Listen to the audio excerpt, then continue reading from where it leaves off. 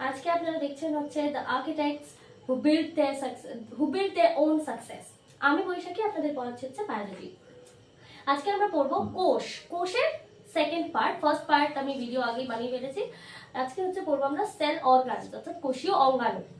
কোষীয় অঙ্গাণু থেকে মানে এমন কোনো পরীক্ষা নেই যেখানে প্রশ্ন আসেনি।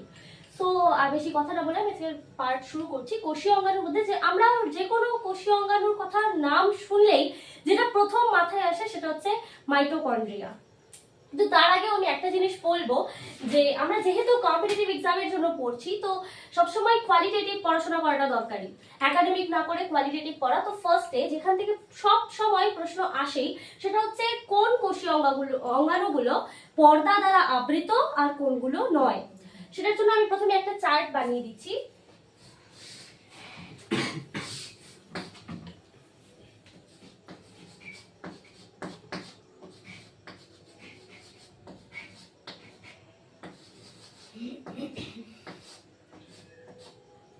তো ফার্স্টে পর্দাবিহীন অঙ্গাণু, মানে কোন অঙ্গাণুগুলোর কোনো নির্দিষ্ট একটা সীমা নেই যেখানটাতে ওরা মানে নিজেদের আলাদা একটা কিছু নিজেদের সত্তা দেখাবে। তার মধ্যে হচ্ছে প্রথম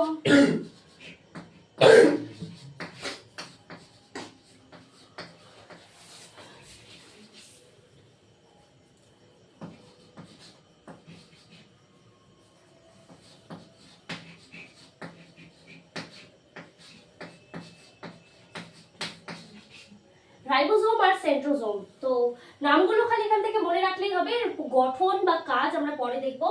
এরপর আসে হচ্ছে পর্দাবৃত অঙ্গাণু, মানে যারা পর্দা দ্বারা ঘেরা। এদের মধ্যে আবার দুটো টাইপ আসে, সেটা হচ্ছে একক পর্দাবৃত আর দ্বি একক পর্দাবৃত। মানে কাদের বাইরে শুধু একটাই বাউন্ডারি আছে আর কাদের বাইরে দুটো বাউন্ডারি আছে।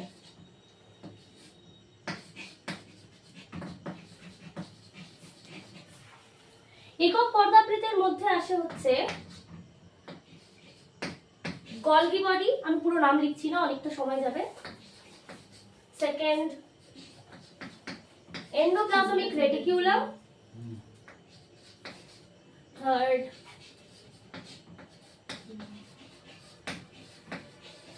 লাইসোজোম, আর ফোর্থ হচ্ছে মাইক্রোবডিজ।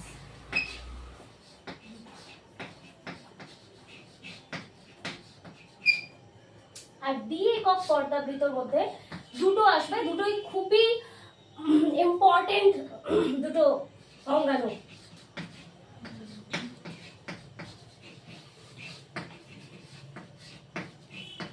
মাইটোকন্ড্রিয়া আর হচ্ছে প্লাস্টিড।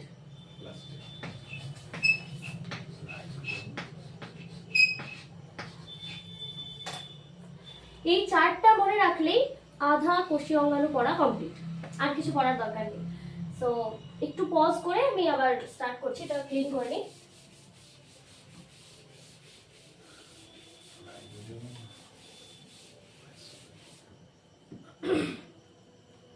এরপর আমরা যেখান থেকে শুরু করব হচ্ছে সেটা হচ্ছে মাইটোকন্ড্রিয়া।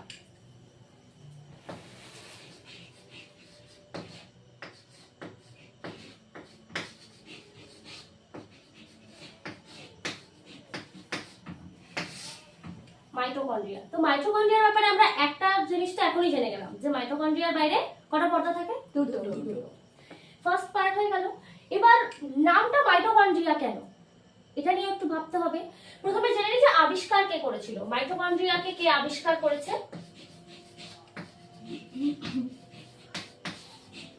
আবিষ্কার করেছেন বিজ্ঞানী কলিকার।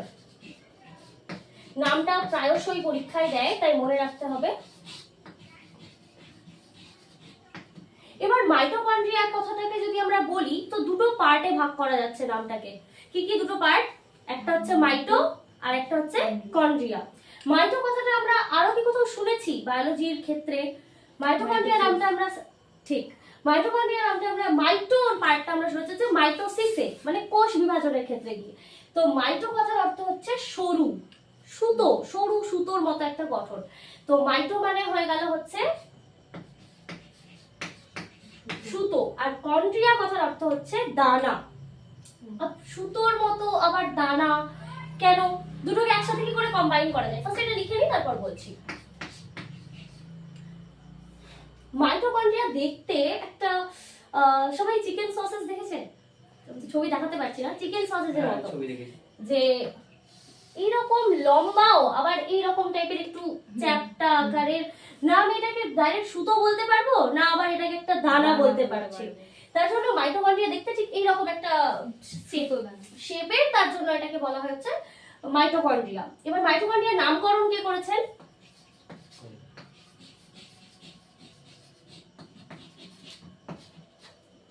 বিজ্ঞানী বেন্ডা।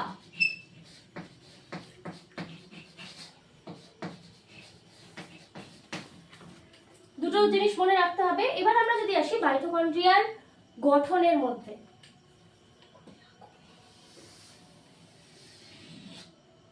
এটাকে যদি ধরে নিই মাইটোকন্ড্রিয়া, তো আমি বললাম যে মাইটোকন্ড্রিয়ার দুটো একক পর্দা থাকে। এটাতে একটা পর্দা হয়ে গেল, এটা একটা পর্দা হয়ে গেল, তাহলে এটার নাম হচ্ছে বহিঃপর্দা, কারণ এটা বাইরের দিকে থাকে। এবার এর ভিতরে আরেকটা পর্দা থাকে, সেটা হচ্ছে অন্তঃপর্দা। অন্তঃপর্দাটা থাকে কেমন করে? এটার সাথে প্যারালাল অবস্থাতে কিন্তু সেটা থাকে না। অন্তঃপর্দাটা আরেকটা, এর ভিতরে একটা আলাদা শেপ দেয়, আঙুলের মতো দেখতে, অনেকটা ভাঁজ করা করা একটা পার্ট সেটা তৈরি করে। এই রকম দেখতে অনেকটা আঙুলের মতো লাগছে না, উঠে উঠে আছে এবং ভাঁজ খেয়ে খেয়ে আছে। তো এই পার্টটাকে বলা হয় হচ্ছে, এই পর্দার নাম হচ্ছে অন্তঃপর্দা। এবার এই যে বহিঃপর্দা আর এই অন্তঃপর্দা, তার মাঝখানে একটা স্পেস দেখা যাচ্ছে, পুরো মাইটোকন্ড্রিয়া জুড়েই সেটা আছে। এই যে একটা এইটুকুটা, আমি যদি শুধু এইটুকুটা পার্টকে নিয়ে নিই, তাহলে কি পাবো? যে এখানে একটা বহিঃপর্দা আছে আর এখানে একটা অন্তঃপর্দা আছে। এই মাঝখানের স্পেসটাকে কি বলা হয়? পেরিমাইটোকন্ড্রিয়াল স্থান।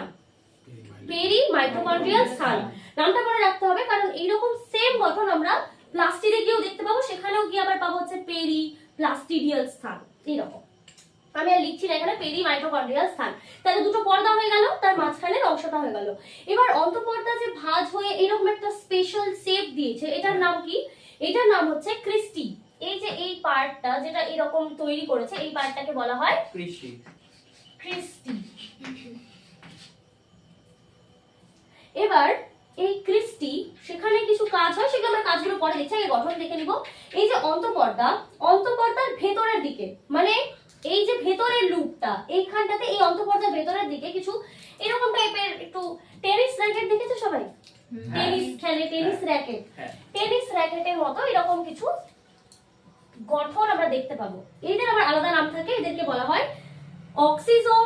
তিনটে নাম আছে এদের, অক্সিজোম বা F1 বস্তু বা ফার্নান্ডেজ মোরান অধঃএকক, এটা মনে রাখতে হবে। আবার এটা তো বহিঃপর্দা, বহিঃপর্দার বাইরেও কিছু এইরকম টাইপের অধঃএকক দানার মতো লেগে থাকে, এদের বলা হয় পার্শ্বরের অধঃএকক। এটা হয়ে গেল গঠন, ঠিক আছে। এবার মাইটোকন্ড্রিয়া কোথায় কেমন থাকে, মাইটোকন্ড্রিয়ার কাজ কি তার উপরে। মাইটোকন্ড্রিয়া নরমাল কোষ, যেগুলো আমাদের শরীরের পেশি কোষ, দেহ কোষ, সব রকম কোষ আছে, তার মধ্যে মিনিমাম একটা অ্যামাউন্ট মানে 300 থেকে 400টা মতো থাকে এক একটা কোষে। যদি লিখি,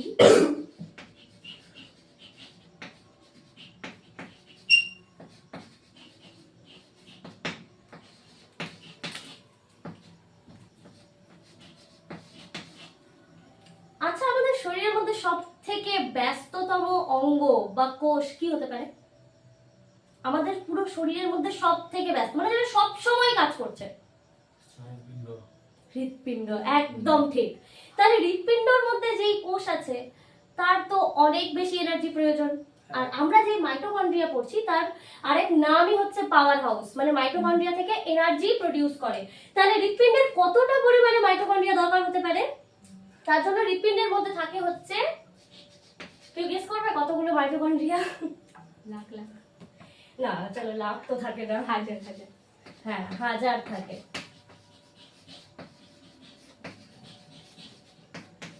হৃৎপেশি কোষে থাকে 5000টা মাইটোকন্ড্রিয়া, ডাইরেক্ট 300-400 থেকে একদম 5000।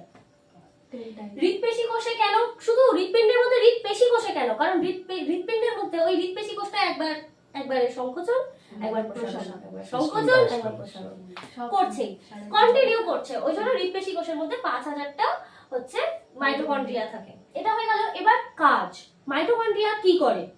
মাইটোকন্ড্রিয়া আমি এখনই বললাম যে এর আরেক নাম হচ্ছে পাওয়ার হাউস। শক্তি হয়। কোয়েশ্চেন বাংলাতেও দিতে পারে, এটাও লিখতে পারে যে কোষের শক্তিঘর কি, কোষের শক্তি কেন্দ্র কি, বা power house of the cell কাকে বলা হয়। তো মাইটোকন্ড্রিয়া, এটাও একটা প্রশ্ন হয়ে গেল। এবার কাজ হচ্ছে যে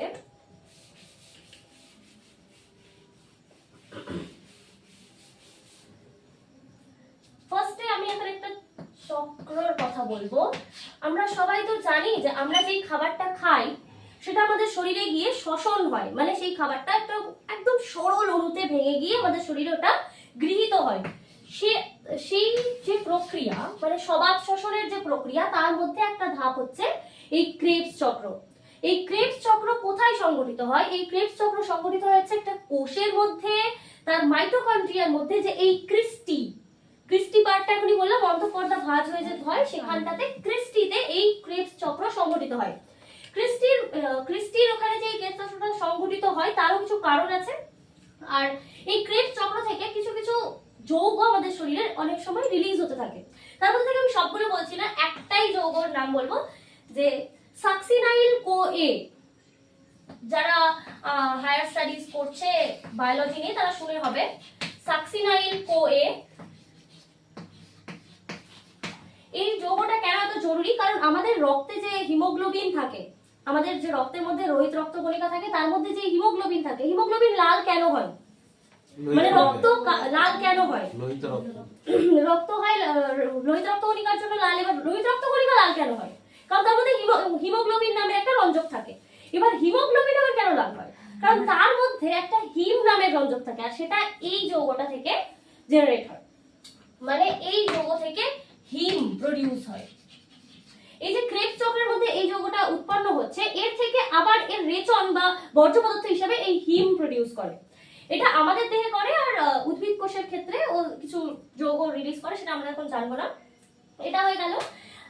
তারপর আমি বললাম একটু আগে যে ক্রিস্টিতে বা ক্রেবস চক্র কেন হয়, আর অন্তঃপর্দাটা এরকম ভাঁজই বা কেন হয়? কারণ বহিঃপর্দাটা এখানটাতে যে আছে, তো বহিঃপর্দার দেখে কি মনে হচ্ছে? বহিঃপর্দাটা বেশি বেশি সুতো, যদি আমি যদি একটা এরকম একটা সুতো নিই, এটাকে যদি পেঁচাই, তার যা ব্যাসার্ধ হবে তার থেকে বড় একটা সুতো নিয়ে পেঁচালে তার ব্যাসার্ধ বেশি হবে না কম? বড় সুতোটার ব্যাসার্ধ বেশি হবে। তো বড় সুতোর উপরে বেশি জিনিস বসানো যাবে। আমি যদি একটা মালা গাঁথি, বেশি ফুল ঢোকানো যাবে। এবার আমি তো এখানে ক্রেবস চক্র ঘটাতে চাইছি মাইটোকন্ড্রিয়ার ভিতরে, তো আমার তো ওখানে একটু বেশি জায়গা দরকার না? কারণ মাইটোকন্ড্রিয়া তো এনার্জি প্রডিউস করবে। তো ভেতরেই যখন এই কাজটা হবে, তো বহিঃপর্দা একটা এইটুকুটা হলো, অন্তঃপর্দা এত বড় দরকার, কি করে অ্যাডজাস্ট হবে? তখন আমরা কি করি, যে একটা প্লাস্টিকের মধ্যে ওই মালাটাকে আমাকে ঢোকাতে হবে। আমি কি করলাম, মালাটাকে একটু পেঁচিয়ে দিলাম, কি বলে দিলাম। তার জন্যই অন্তঃপর্দার যাতে আমার ক্ষেত্রফলটা বেশি পাই আমি, আর আমার কম জায়গার মধ্যে এটা যাই, তার জন্য কি হয়েছে, অন্তঃপর্দা নিজে নিজেই এই গঠনটা তৈরি করেছে ক্রিস্টি। কি হয় না, এখানে আমি যতগুলো বল বসাতে পারবো বা একটা মালা বাঁধাতে পারবো, তার চেয়ে বেশি আমি এখানটাতে বসাতে পারবো, বেশি জায়গা পেয়ে যাচ্ছে। ফলে মাইটোকন্ড্রিয়া এনার্জি বেশি পরিমাণে প্রডিউস করতে পারে। আর মাইটোকন্ড্রিয়া থেকে এনার্জি প্রডিউস হয় কেন? ক্রেবস চক্রের মাধ্যমে একটি যৌগ উৎপন্ন হয়, যেটা লাস্ট যৌগ, দ্যাটস কল্ড এটিপি। সবাই তো শুনেছে energy currency triphosphate. ATP, adenosine triphosphate. এটা তো প্রশ্ন আসতে পারে যে আমাদের দেহের এনার্জি কারেন্সি কি? এনার্জি কারেন্সি হচ্ছে এটিপি। এটা হচ্ছে তার মানে নাম আরেকটা, এটিপির আরেক নাম হচ্ছে এনার্জি কারেন্সি। হয়ে গেল। এটা হচ্ছে মাইটোকন্ড্রিয়ার পুরো পার্ট হয়ে গেল। তাহলে মাইটোকন্ড্রিয়ার আবিষ্কারক কে, নামকরণ কে করেছে? আবিষ্কারক কে? কলিকার, বিজ্ঞানী কলিকার। নামকরণ কে করেছে? বেন্ডা। আচ্ছা। আর মাইটোকন্ড্রিয়ার আরেক নাম কি? Power house. গঠন ক্লিয়ার হয়ে গেছে সবার? একদম কাজ ক্লিয়ার হয়ে গেছে? বুঝতে পেরেছি? Thank you. স্লিপ করছে। হ্যাঁ, ওটা কি করতে হবে? ছাড়তে হবে।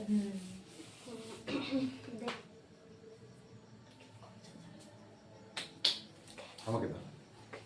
আমি যাচ্ছি।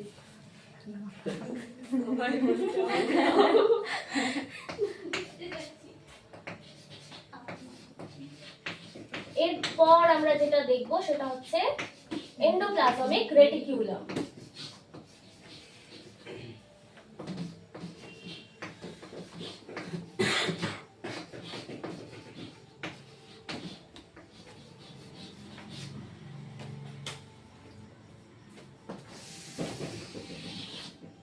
এটা যদি একটা কোষ হয় তার মধ্যে কি থাকবে, সব সময় কি থাকবে, একই দিনই পড়িয়েছি, একটা নিউক্লিয়াস সব সময় থাকবেই, আর সেটা একটু আয়তনেও বড় হবে। এই যে নিউক্লিয়াস, তার থেকে তার একদম মানে নিউক্লিয় পর্দার থেকে একেবারে কোষ পর্দা পর্যন্ত এইরকম টাইপের কিছু একটু গঠন দেখা যায়, ঠিক আছে? এই গঠনের যে অঙ্গাণু তাকেই বলা হয় হচ্ছে এন্ডোপ্লাজমিক রেটিকিউলাম। তো এই এন্ডোপ্লাজমীয় রেটিকিউলাম আবার দুই প্রকারের হয়, অমসৃণ আর মসৃণ। যদি বানাই আমি এখানে,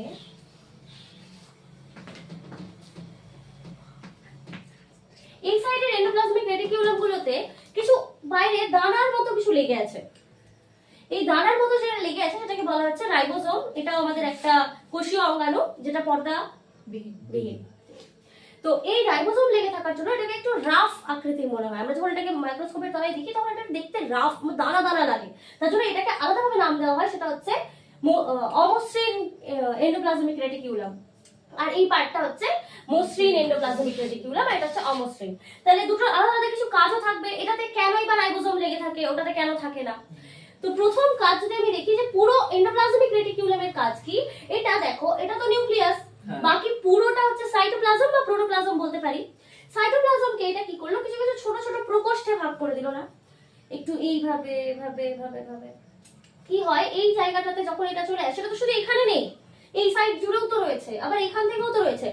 সাইটোপ্লাজমকে কিছু কিছু ছোট ছোট প্রকোষ্ঠে ভাগ করে এটা সাইটোপ্লাজমের স্থায়িত্বটাকে বৃদ্ধি করে, যাতে কোষটার আকারটা এরকম এরকম না হয়ে যায়, একভাবে যাতে স্থির থাকে, কোষের আকৃতি বজায় রাখে। হয়ে গেল। এবার এই সাইডের যে অমসৃণ এন্ডোপ্লাজমিক রেটিকিউলাম, এটার উপরে যে দানাগুলো লেগে আছে সেটার নাম কি বললাম আমি? রাইবোসোম। রাইবোসোমের কাজ হচ্ছে প্রোটিন সংশ্লেষ করা। রাইবোসোম প্রোটিন সংশ্লেষ করে, তার মানে অমসৃণ এন্ডোপ্লাজমিক রেটিকিউলামের উপর রাইবোসোম লেগে আছে, যখন ওর উপরে লেগে আছে তার মানে ও কি করবে? প্রোটিন সংশ্লেষেই সাহায্য করে। তাহলে অমসৃণ এন্ডোপ্লাজমিক রেটিকিউলামেরও একটা কাজ হচ্ছে প্রোটিন সংশ্লেষে সাহায্য করে। আর মসৃণ এন্ডোপ্লাজমিক রেটিকিউলাম থেকে স্টেরয়েড হরমোন নিঃসরণ হয়, স্টেরয়েড হরমোন তৈরি করতে সাহায্য করে। আর তাছাড়া ওটা লিপিড নিঃসরণ করে, অর্থাৎ লিপিড সংশ্লেষে সাহায্য করে। এরপর এই যে দানাগুলো লেগে আছে এটার নাম কি বললাম? রাইবোসোম। এবার আমরা পড়বো হচ্ছে রাইবোসোম।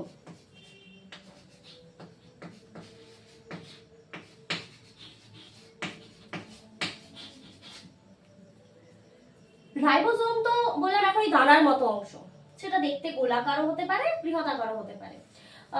সেটা তৈরি হয় কি দিয়ে না? রাইবোসোম তৈরি হয়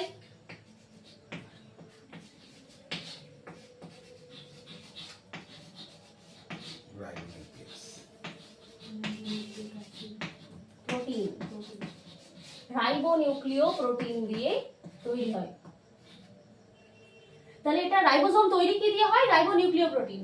এবার যেমন এন্ডোপ্লাজমিক রেটিকিউলামের দুটো ভাগ আছে, তেমনি রাইবোসোমের আবার দুটো ভাগ আছে। রাইবোসোম দুই প্রকারের হয়, একটা 70S, একটা 80S। তো যেমন কোষ দুই প্রকারের হয়, একটা প্রোক্যারিওটিক, একটা ইউক্যারিওটিক। প্রোক্যারিওটিক মানে হচ্ছে অনুন্নত জীব, মানে নীলাভ সবুজ শৈবাল, সায়ানোব্যাকটেরিয়া, অ্যানাবিনা, নস্টক, এইসব হচ্ছে প্রোক্যারিওটিক কোষ। তাদের যে রাইবোসোম সেটা হচ্ছে 70S প্রকৃতির। এই এসটা মানে কোনো সাইজ না বা কোনো ইয়ে না, এটা এস হচ্ছে অধঃক্ষেপণ গুণাঙ্ক বা ভেদবার একক। মানে এই এস এর একটা নিজস্ব মান আছে, সেটার সাথে 70 ইনটু করলে ওই জিনিসটা আসে, এটা হচ্ছে 70S। আর আমাদের মানে ইউক্যারিওটিক জীব যারা, তাদের কোষের যে রাইবোসোম সেটা হয় হচ্ছে 80S প্রকৃতির। এবার এই যে 70S রাইবোসোম বা 80S রাইবোসোম, এরা আবার দুটো অধ একক নিয়ে গঠিত। সেটা কি? 70S এর মধ্যে থাকে হচ্ছে 50S আর 30S। 50S আর 30S প্লাস করে কি আসছে? 80S। কিন্তু 70S তো আসছে না, তাহলে 70S এর অধঃএকক 50S আর 30S কেন?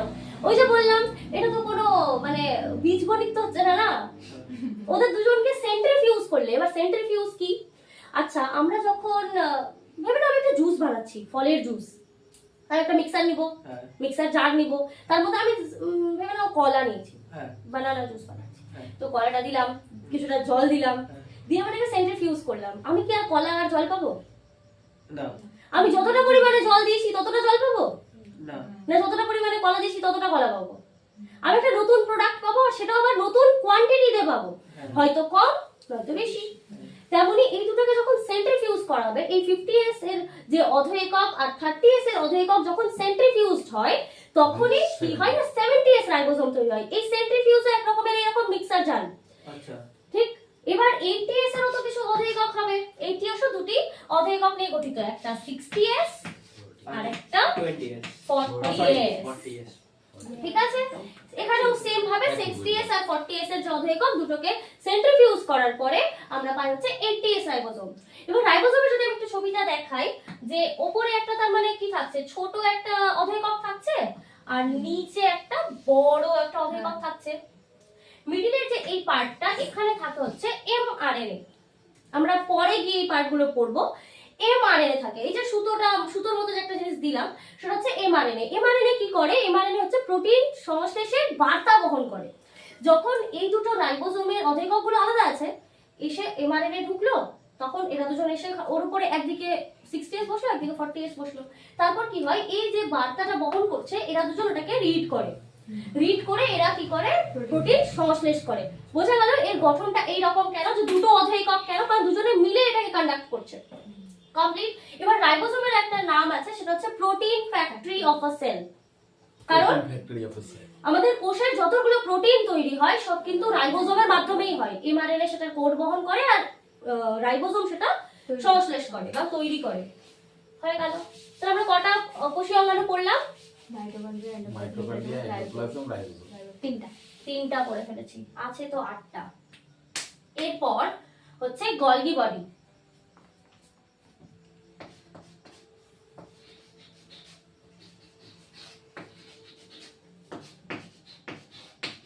গলগি বডি ফার্স্টে আবিষ্কারক কে?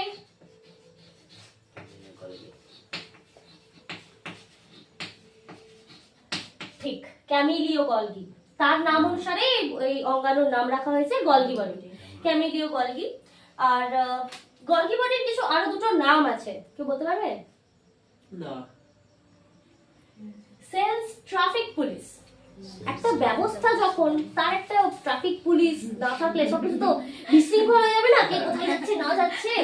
তার জন্য কি হয়, এই যে এন্ডোপ্লাজমিক রেটিকুলাম, এটা তো এক নিউক্লিয়াস আর কোষ পর্দা তার মাঝে আছে। তার থেকে একটু সাইডে একটু ভ্যাকুয়ালস টাইপের কিছু আমরা দেখতে পাই। হ্যাঁ, খুব একটা ভালো হবে না, বাট স্টিল বোঝাতে তো হবে। তো এই রকমের টাইপের যে একটা গঠন পাওয়া যায়, থলির মতো, চারটা চারটা থলির মতো, ধীরে ধীরে ছোট থেকে বড় হতে থাকে, এদেরকে বলা হচ্ছে গলগি বডি। এরা কি করে না, এরা ক্ষরণে অংশগ্রহণ করে। আমাদের কোষ থেকে তো বিভিন্ন ধরনের জিনিস ক্ষরিত হয়, যেমন একটু আগে আমরা জানলাম সাকসিনাইল কোয়ে কোষ থেকেই তো বেরোচ্ছে না, মাইটোকন্ড্রিয়া থেকে বেরোচ্ছে। তেমন গলগি বডিও বিভিন্ন রকমের জৈব বস্তু ক্ষরণে সাহায্য করে। এবার কোষের আরেকটা নাম আছে হচ্ছে cells packaging centre. Packaging centre কেন? সেলের মধ্যে কি প্যাকেজ হয়? এই যে রাইবোসোম, এখনই আমরা জানলাম রাইবোসোম কি উৎপন্ন করে, প্রোটিন। ও তো শুধু প্রোটিন উৎপন্ন করে ফেলে দেয়, ওর কাজ ওটাই।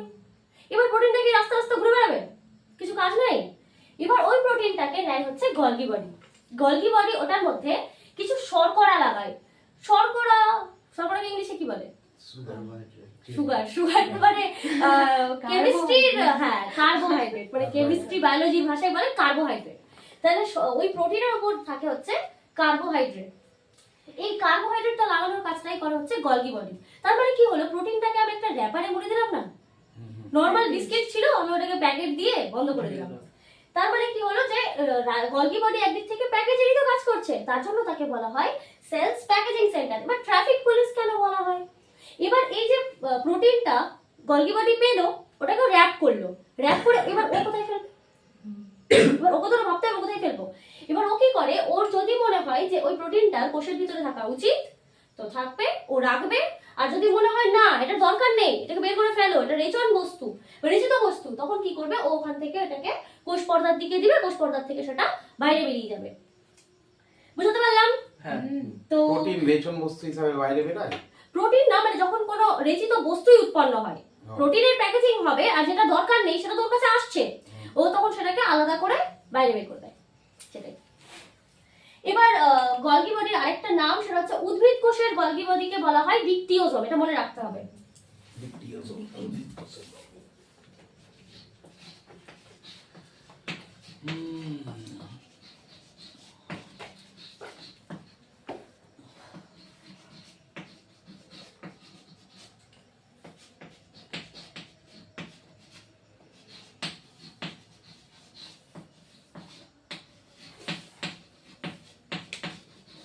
এটা হয়ে গেল। এবার আরেকটা কাজ হচ্ছে, গলগি বডি শুক্রাণুর মস্তকের অ্যাক্রোজোম গঠন করে। শুক্রাণু দেখতে অনেকটা এই রকম, আর তার একটা টেল থাকে, এর মাথার উপরে একটা টুপির মতো অংশ থাকে। এই যে গঠনটা, এটাকে বলা হয় অ্যাক্রোজোম, এটা গলগি বডি তৈরি করে। এটা একটা কাজ হয়ে গেল। তাহলে আমরা আরেকটা কোষীয় অঙ্গাণু করে নিলাম, যেটা হচ্ছে Golgi body. Clear? Crystal clear. Thank you. এরপর পড়বো হচ্ছে লাইসোজোম। লাইসোজোমের নাম শুনেছেন কেউ? কি বলে লাইসোজোমকে? আত্মঘাতী থলি। ঠিক, সুইসাইডাল ব্যাগ। Suicidal bag. কেন বলে লাইসোজোমকে আত্মঘাতী থলি? আইডিয়া আছে কারণ? আচ্ছা, তার আগে আমি একটু বলে দিই যে এটা আবিষ্কার করেছেন হচ্ছে বিজ্ঞানী দা ডুবে। নামটা মনে রাখতে হবে, বিজ্ঞানী দা ডুবে। তার নামের মধ্যেই দা আছে, ডুবে আছে, তিনি ডুবে আছে। আচ্ছা, লাইসোজোম নির্মিত হয় কি দিয়ে বা গঠিত হয় কি দিয়ে? লাইসোজোম গঠিত হচ্ছে লাইপোপ্রোটিন দিয়ে। নামটা মনে থাকবে, লাইসোজোমের লাইপো আর প্রোটিন। বেশিরভাগ জিনিসই যখন, মানে আমি শুরুতেই বললাম যে কোষ সবকিছুই তো লিপিড আর প্রোটিন এসব দিয়েই তো তৈরি। কোষের পর্দা লিপিড প্রোটিন দিয়ে তৈরি, নিউক্লিয়াসের মধ্যে প্রোটিন আছে, সবকিছু প্রোটিন তৈরি করছে, শুধু প্রোটিন, এদিকে প্রোটিন সেদিকে প্রোটিন, সব প্রোটিন। তো লাইসোজোম তৈরি হচ্ছে লাইপোপ্রোটিন দিয়ে। মনে থাকবে। সেকেন্ড, লাইসোজোম হচ্ছে আমাদের প্রোটেক্টিভ মেকানিজম দেখায়। মানে একটা দেশ যখন গঠন হবে, তার ট্রাফিক পুলিশ তো নর্মাল রোডে থাকবে, বাউন্ডারি থেকে কেউ থাকবে না, বাইরে থেকে লোকজন ঢুকে গেল, শত্রু টত্রু বের করার কি লোকজন থাকবে না, সেটাও আছে। সেটাই হচ্ছে লাইসোজোম। লাইসোজোমের কি বললাম, প্রোটেক্টিভ মেকানিজম থাকে, সেই জন্যই লাইসোজোমকে বলা হয় আত্মঘাতী থলি। কোষের মধ্যে যখন একটা বাইরে থেকে কোনো বিজাতীয় বস্তু ঢুকে গেল, ঢুকে তো গেল, কোষ পর্দা তো প্রভেদক ভেদ্য না, কাউকে ঢুকতে দিয়ে দেয়, কাউকে দেয় না, হয়তো ভুল করেও দিয়ে ফেলেছে। তখন লাইসোজোম বুঝতে পারলো যে কোষের ভেতরের এনভায়রনমেন্টটা কি হয়, দূষিত হয়ে যায়। তখন তো কোষটা তো এবার আরো পাশের যে কোষ, তাকে গিয়ে কি করবে, ক্ষতি করবে। তখন কি করে লাইসোজোম, নিজের শরীর থেকে, লাইসোজোমের মধ্যে অসংখ্য উৎসেচক থাকে, প্রায় 50 রকমের থাকে, কিন্তু থাকে অসংখ্য। তখন ও নিজের মধ্যেই সেসব উৎসেচক গুলোকে সিক্রেশন ঘটায়, আর তারপর সে নিজেও মারা যায়, সাথে এই কোষটাকে, এই যে নষ্ট হওয়া কোষ, সেটাকে নিয়ে মারা যায়। অর্থাৎ তাকে তখনই বলা হয় আত্মঘাতী থলি। বাস, লাইসোজোম সম্বন্ধে এতটাই জানলে হবে। তারপর আমরা জানবো হচ্ছে সেন্ট্রোজোম। সেন্ট্রোজোম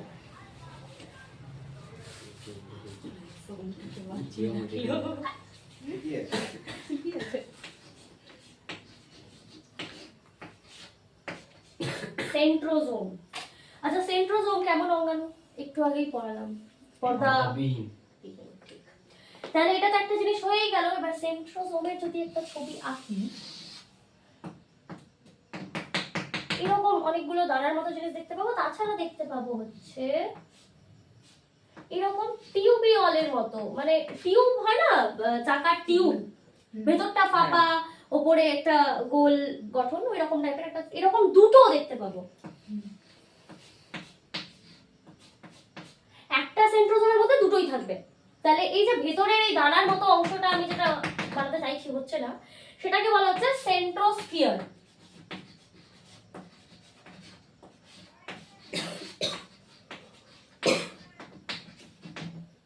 আর এই জিনিসটাকে বলা হচ্ছে সেন্ট্রিওল। সেন্ট্রিওল আর সেন্ট্রোস্ফিয়ার, ঠিক আছে? এটা হয়ে গেল। এবার সেন্ট্রোজোম হচ্ছে শুধুমাত্র প্রাণী কোষে থাকে। এর আগে আমরা জানতে পেরেছি যে কোষ প্রাচীর কোথায় থাকে, উদ্ভিদ কোষে।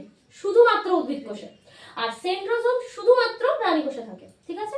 এটা মনে রাখতে হবে, প্রশ্নটা দিয়ে দেয় যে কোনটা উদ্ভিদ কোষের অংশ নয় বা কোনটা প্রাণী কোষের অংশ নয়, এরকম ভাবে। আর সেন্ট্রোজোম থেকে যেটা একটা জিনিস মনে রাখার, সেন্ট্রোজোম আমাদের কোষ বিভাজনে সাহায্য করে। কোষ বিভাজনের সময় আমাদের কোষের মধ্যে যে তন্তুগুলো গঠিত হয়, মানে আমি ধরে নিচ্ছি যে এটা একটা কোষ বিভাজন হচ্ছে, সেখানে মাঝখানে তো ক্রোমোসোম গুলো থাকবে। এই ক্রোমোসোম গুলো যখন দুই দিকে চলে যাচ্ছে, যখন এটা বিভাজিত হবে, তো এখন বলতে পারবো না যে কারণ এটা করাইনি আমি এখনো। তো এই যে তন্তু গঠনের মাধ্যমে এগুলো যে দুই দিকে চলে যাচ্ছে, সেই তন্তুটা গঠন করে এই সেন্ট্রোজোম। তার জন্য কোষ বিভাজন যদি সেন্ট্রোজোম না থাকে, তাহলে কিন্তু কখনোই ক্রোমোসোম দুদিকে যাবেই না, আর কোষ বিভাজন হবেও না। তার জন্য সেন্ট্রোজোম হচ্ছে কোষ বিভাজনে সাহায্য করে, এটাই তার ভূমিকা।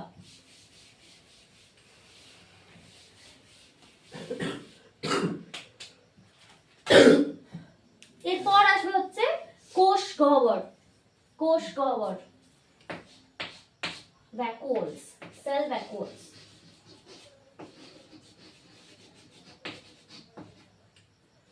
গহ্বরকে পাতি বাংলা ভাষায় কি বলে? গর্ত। গুহা। গুহা বলতে তো ধরে নিলাম এটা একটা কোষ। এবার কোষ গহ্বর কথাটা আমাদের মধ্যে যে নিম্নমানের যেসব প্রাণী, অর্থাৎ অনুন্নত প্রাণী, নিম্নমান বলাটা ঠিক না, অনুন্নত প্রাণী মানে প্রোটোজোয়া, এককোষী জীব, এদের মধ্যে দেখা যায়। আর তাছাড়া উদ্ভিদ কোষে বেশি পরিমাণে থাকে, মানে উদ্ভিদ কোষে বড় আকারের থাকে কোষ গহ্বর, আর প্রাণী কোষে থাকে ছোট, নরমাল একটু এরকম ছোট হবে প্রাণী কোষে, আর সেটাই হয়তো গিয়ে উদ্ভিদ কোষে এত বড় আকার ধারণ করেছে, ঠিক আছে?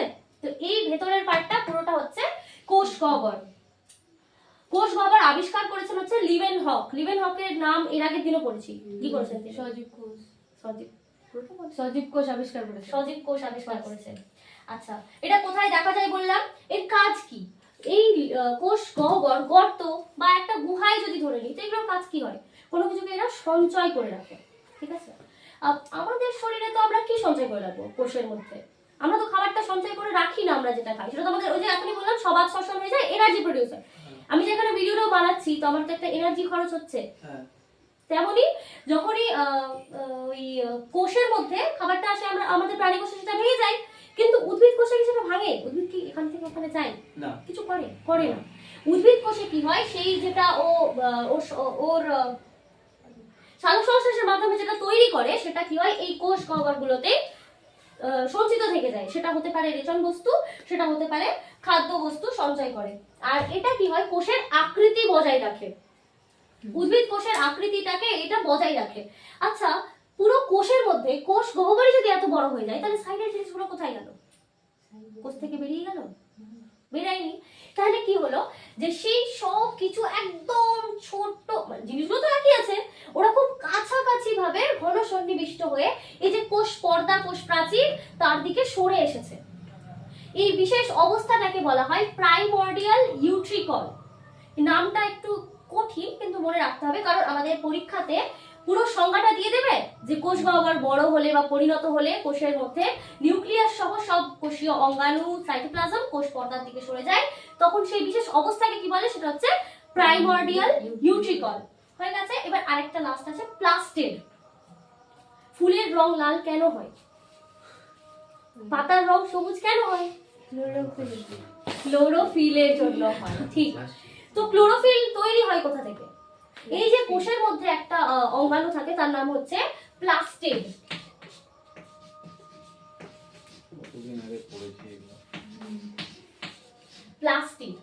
প্লাস্টিডের জন্য হয়। প্লাস্টিড শুধুমাত্র কোথায় দেখা যাবে? উদ্ভিদ কোষে দেখা যাবে, কারণ মানুষের তো রং সব রকম হয় না, উদ্ভিদ কোষের মধ্যে শুধুমাত্র প্লাস্টিক হলে ভালো হয়, ঠিক। শুধুমাত্র প্লাস্টিক দেখা যায়। এটাও কিন্তু আমরা একটু আগে পড়েছি যে পর্দা, বৃত, অঙ্গাণুর মধ্যে প্লাস্টিড ছিল। একক পর্দা না দ্বিএকক পর্দা। তাহলে এরও গঠন কিন্তু কিছুটা মাইটোকন্ড্রিয়ার মতোই হবে, একটা বাইরের পর্দা থাকবে, একটা ভেতরের পর্দা থাকবে, কিন্তু এটার মধ্যে কিন্তু ভাঁজ আকার হয়ে থাকে না, নরমাল থাকে।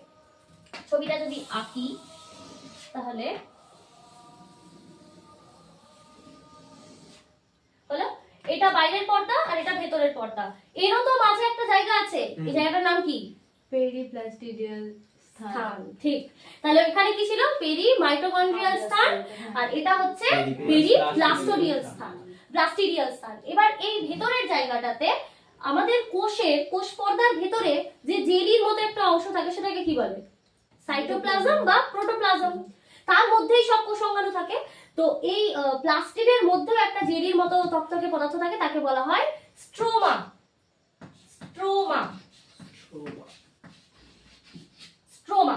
এবার এই প্লাস্টিডের মধ্যে কিছু থলির মতো, ঠিক বলবো না, একটা গঠন থাকে। দেখতে বাইরে থেকে মানে যদি প্লাস্টিককে আমি প্রস্থচ্ছেদ করি তবে উপর থেকে দেখতে ওটা থলির মতোই লাগে। তো এইরকম এক একটা যে গঠন সেটাকে বলা হয় থাইলাকয়েড। এক একটা গঠনকে বলা হয় থাইলাকয়েড। এরকম বেশ কয়েকটা জুড়ে তৈরি হয় গ্রানাম। গ্রানাম যেহেতু অনেকগুলো থাকে কোষের মধ্যে, এখানে আছে, এখানে আছে, এখানে আছে, তো এইগুলোকে তার জন্য সবাই বলে গ্রানা, মানে বহু বচনে গ্রানা। এবার এই একটা গ্রানার সাথে এই আরেকটা গ্রানার লিংক থাকে, তো এইটাকে বলা হয়, এই যে আরেকটা এক্সট্রা থাইলাকয়েড যেটা যুক্ত হলো এটাকে বলা হয় স্ট্রোমা ল্যামেলি। স্ট্রোমার মধ্যে এটা আছে, এটা তো থাইলাকয়েডের সাথে লিংক জাস্ট কি এই প্রান্ত আর এই প্রান্ত, বাকিটা তো স্ট্রোমার মধ্যে আছে কিনা, তার জন্য এটাকে বলা হয় স্ট্রোমা ল্যামেলি। তো প্লাস্টিডের গঠন হলো, এবার প্লাস্টিড তিন প্রকারের হয়। একটা হচ্ছে ক্লোরোপ্লাস্টিড, যেখান থেকে ক্লোরোফিল তৈরি হয় বা যেটার মধ্যে ক্লোরোফিল থাকে, আর একটা হচ্ছে ক্রোমোপ্লাস্টিড, যার জন্য ফুলের রং লাল হয়, হলুদ হয়, কমলা হয়, ঠিক। আরেকটা হচ্ছে লিউকোপ্লাস্টিড, যার কোনো বর্ণ হয় না। তো কোথায় কোথায় কোনটা থাকে? ক্লোরোপ্লাস্টিড কোথায় থাকে? পাতায় থাকে, তাই না, যেহেতু সবুজ। হ্যাঁ। আর ক্রোমোপ্লাস্টিড হচ্ছে কালারফুল, তার মানে কি ফুলে থাকবে, ফলে বৈতকে থাকবে, এইসবে থাকবে। আর লিউকোপ্লাস্টিড হচ্ছে যা শ্বেতসার সঞ্চয় করে। লিউকোপ্লাস্টিড হচ্ছে আলুর মধ্যে থাকে, আলুর কালার হয় না তো, সাদা হয় তো পুরো, আবার সাদাও না, কারণ এবার তোমরা দেখতে পাচ্ছি না। তো এটা হচ্ছে লিউকোপ্লাস্টিড, ঠিক আছে, বুঝতে পেরেছি? তাহলে প্লাস্টিডের কাজ কি? যদি ওভারঅল প্লাস্টিডের কাজ বলা হয় তাহলে সেটা কি করে? খাদ্য সঞ্চয় করে, খাদ্য সংশ্লেষ করে, কারণ ক্লোরোফিল তো পাতার মধ্যে খাদ্য তৈরি করে, আর কি করে না, বর্ণ সৃষ্টি করে। That's all. এবার কিছু প্রশ্ন আছে, প্রশ্নগুলো আমি মুখে বলছি, যদি বলতে পারো তো খুব ভালো হয়। মাইটোকন্ড্রিয়ার নামকরণ কে করেন? বেন্ডা, ঠিক। ও হ্যাঁ, আবিষ্কার করেন। আচ্ছা, কোন অণু কোষের এনার্জি কারেন্সি নামে পরিচিত? মাইটোকন্ড্রিয়া, এটিপি, ঠিক। আচ্ছা, এর আগের দিন আমি প্রোটোপ্লাজম পড়াতে গিয়ে একটা জিনিস বলিনি, সেটা আজকে বলবো বলে এবার ওটাকে রেডি করেছি। প্রোটোপ্লাজমই হলো জীবনের ভৌত ভিত্তি। এই লাইনটা একটু মাথার মধ্যে ঢোকাও। এটা কোষ তো, কোষের মধ্যে এই যে প্রোটোপ্লাজম, তার মধ্যে সব কোষীয় অঙ্গাণু রয়েছে, নিউক্লিয়াস বাদ দিয়ে যা আছে কোষের মধ্যে সবই তো প্রোটোপ্লাজম। তো ওই প্রোটোপ্লাজম হচ্ছে জীবনের ভৌত ভিত্তি, মানে বেস, একদম পুরো বেস। আমাদের কোষের মধ্যে নিউক্লিয়াস ছাড়া দুটোই থাকছে, দুটোই বেস। এই লাইনটা কে বলেছিলেন? এই তত্ত্বের প্রবক্তাকে, তিনি হচ্ছেন বিজ্ঞানী হাক্সলে। এটা খুবই প্রশ্ন পরীক্ষাতে দিয়ে দেয়। প্রোটোপ্লাজম সম্বন্ধে পড়তে কিছু হয় না, খালি এটাই মনে রাখতে হয় যে এটা কে বলেছেন। তো সেটা হচ্ছে বিজ্ঞানী হাক্সলে। সো আমার ক্লাসের টপিক এখানে শেষ। কিছু কোয়েশ্চেন্স আছে, সেটা আমি পিডিএফ আকারে পরে দিয়ে দিব। সো সবাইকে আবার আমার এই ক্লাসটা জয়েন করার জন্য বা দেখার জন্য থ্যাংক ইউ। আর এরপরে আবার দেখা হবে নেক্সট ভিডিওতে। ততক্ষণ অবধি সবাই পড়তে থাকো আর নিজেদের ভবিষ্যৎকে গড়তে থাকো। Thank you.